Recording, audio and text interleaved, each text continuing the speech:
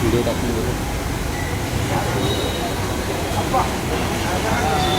आहे त्यावर राज ठाकरे साहेबांनी, मी परत एकदा सांगतो, त्यांनी 6 तारखेची घोषणा केली. मराठी कृती समितीने सांगितलं की 7 तारखेला मी मोर्चा काढणार.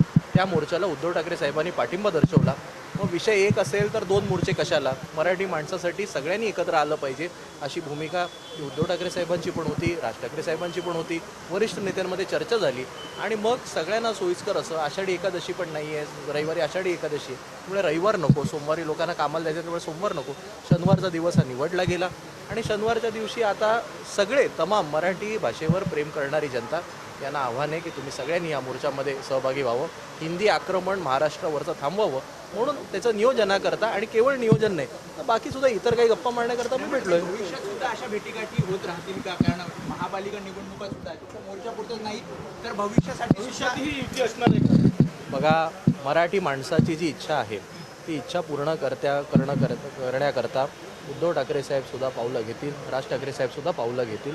आम्ही तर केवळ, मी असेल, मी माझ्यापुरतं सांगतो, मी पक्षाचा कार्यकर्ता आहे. आमच्या पक्षाची जशी अशी भूमिका असेल तसं तसं आम्ही सांगत जाऊ.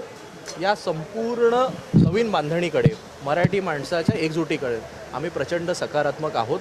मराठी माणूस प्रचंड सकारात्मक आहे आणि उद्धव ठाकरे साहेबांनी वर्धापन दिनाला सांगितलं आहे मराठी माणसाच्या मनामध्ये जे आहे ते घडेल.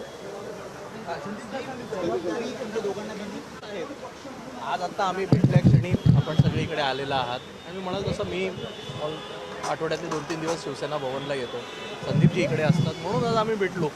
त्यामुळे सगळ्याच गोष्टी आजच सांगायच्या, याची काही गरज नाही. तुम्ही जसे ते पुढे पुढे जाल तसं तुम्हाला गोष्टी कळतील. थालीपीठमध्ये चर्चा झालेली आहे, काय चर्चा आहे दोघांमध्ये? थालीपीठ म्हणजे आता जिप्सीमध्ये जेवणच आपलं मराठमोळं मिळतं. आम्ही पण जिप्सीत जेवायला येतो, ते पण येतात, सगळीच मराठी माणसं जिप्सीत जेवायला येतात.